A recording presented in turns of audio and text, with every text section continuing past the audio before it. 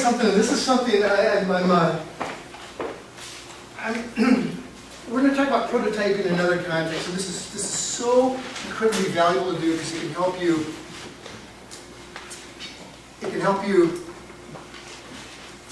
booby trap proof a lot of decisions. Now, at this point, I usually do one of two things. There's two things I want to talk about. One would be the selling the BMW, but I think what I might do is try something that's a little bit risque. Okay, this kind of takes the class up to a PG level. And if you're uncomfortable with that and you want to just leave early, you can. But what we're going to do is we're going to put ourselves in the context that I found myself in about 15 years ago, where I was a professor at the Wharton School of Business, and an alumni had this what he thought was a really cool business idea. He and his wife were very successful. He's a CFO. He's a very young CFO. He came with the business idea and said, I want to know what I should do with this. It was something that he'd worked on for a number of years. He made a big investment, and the big splash of the publicity and advertising campaign was to happen in about a month. And he came to me to get some ideas as to what he could do to manage demand. Now, his name is Roland, incredibly smart guy. And what we're going to do here is we're going to watch about 4 minutes of an interview I had with him. And then what we're going to do is we're going to come up with the ideal prototype for the product that he wants to sell. And then we can see whether the direction he's going to go in, whether it's the right one or whether you would recommend course correction. Now again, this guy called me and said, I'd like to discuss some stuff with you. And I said, what are you interested in? And he kind of told me what it was. And I said, that sounds interesting, but only if I can videotape this, because I think this is going to be a move. Okay. You can switch over, thanks. Again, please don't take offense at this product. That tends to get really good. I bet. Kids, yeah. You missed that all important moment. I'll never be back again. Yeah. So your name is? Okay. My name's Wharton. Just to give you an idea, Wharton undergraduate, Wharton MBA, Joseph Wharton scholar.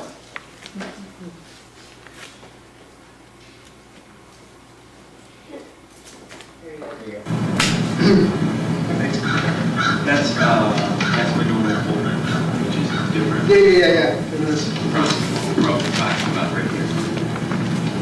And we're recording. Okay, well, we're lucky to have today Roland Kratzer, who's CEO of a new venture that you'd be able to talk about. Can you describe a little bit what you're doing? Yeah. What I'm doing is I'm pursuing an idea that I had with another SBDC business consultant that we came up with in the beginning of 1992, which was to sell condoms to women through direct marketing. Are these going to be condoms that you manufacture yourself? No, not at all. They're the normal drugstore variety male condoms, not even the new female condom as yet, just regular what you would find there. What's the general idea, I guess, behind doing this? How do you come up with it? At least my hypothesis is that if men find condoms to be embarrassing, then it will be worse for a segment of women in the population.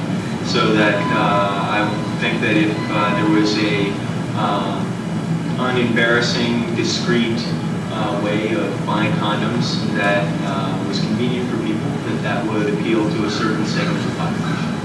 Have you thought about trying to profile the particular person? Yeah. Well, I have done some marketing research, but it's been on a small scale. Our kid is going to the dogs. He's no doubt commenting on the content here, but we'll keep going. We've had our presentation skills, even though they're old, and we know to keep going. So I did some marketing research through friends of friends, where I made a sample ad and a mock-up of a product brochure, and I explained the business concept and had a two-page survey, and I got back different responses from people. However, it was done on a small scale, kind of through friends of friends, and I'll know much more of, well, and the other way that I'm doing is I'm specifically putting the ad in one publication, which has a female readership of ages predominantly 19 to 39. Okay, we'll return to Roland in just a moment.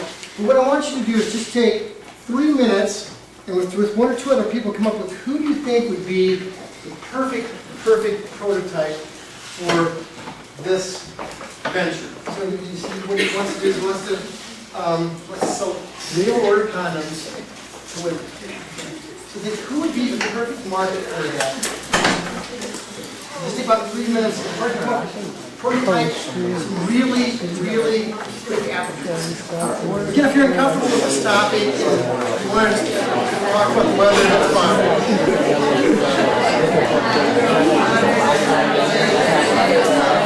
Bring it on home. Bring it on home. Okay, give me who wants to share a prototype? Keep these prototypes like pretty PG, okay? So, who wants to share a prototype? I think that would be a perfect market for this. Perfect market for this. Who would that be? Yes. We said Lauren. Thank you, Lauren. We said someone who is probably like a student or young working professional. They're still a little carefree, but they are also would see themselves as like responsible and intelligent. Maybe they like on top of people and like going out with their friends. To like the bar or something. Okay.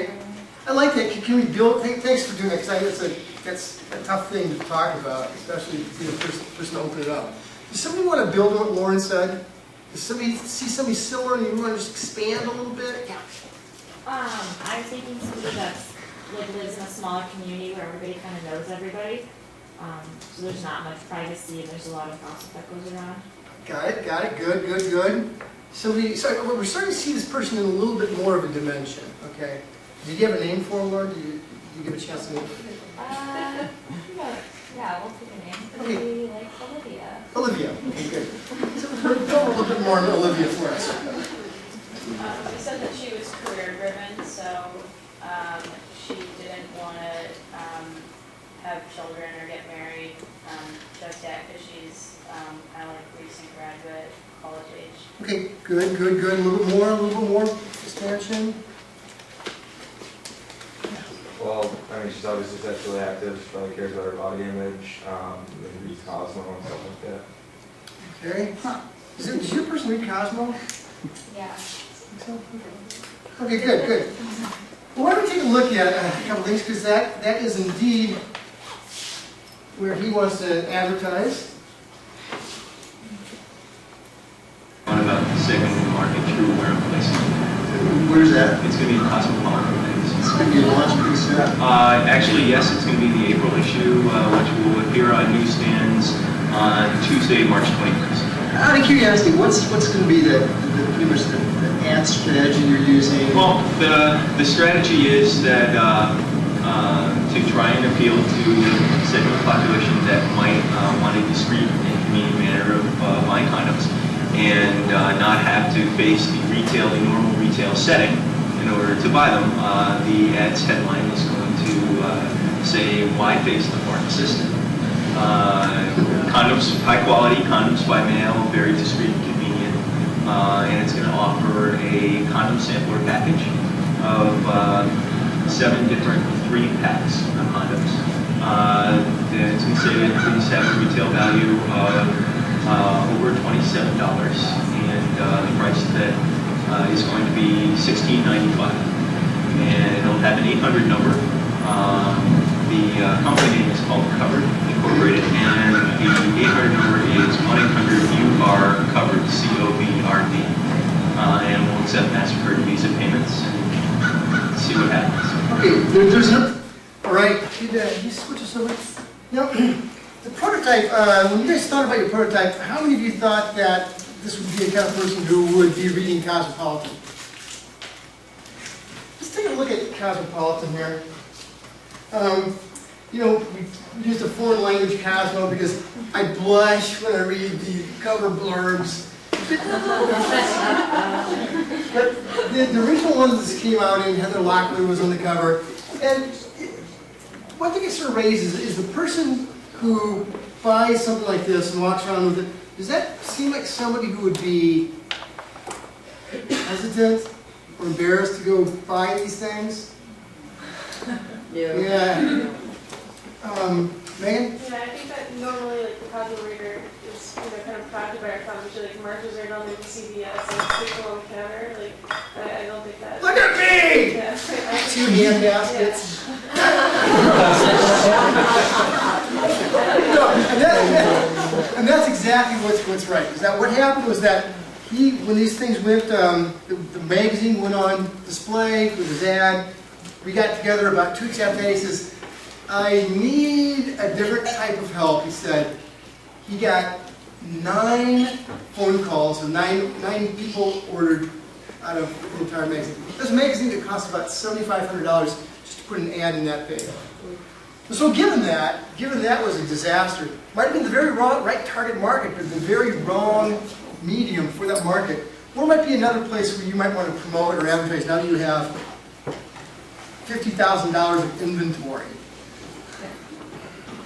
Good housekeeping, Women's Day. Good housekeeping, Women's Day. Women's Health. Playgirl. Playgirl. 17, college ads, like in college newspaper. Bingo! Very good. You just saved Roland lots and lots of money and made him lots and lots of money. Good job. Okay. All right, guys. Good job with prototyping. We're going to be moving on to marketing research next week and the week after.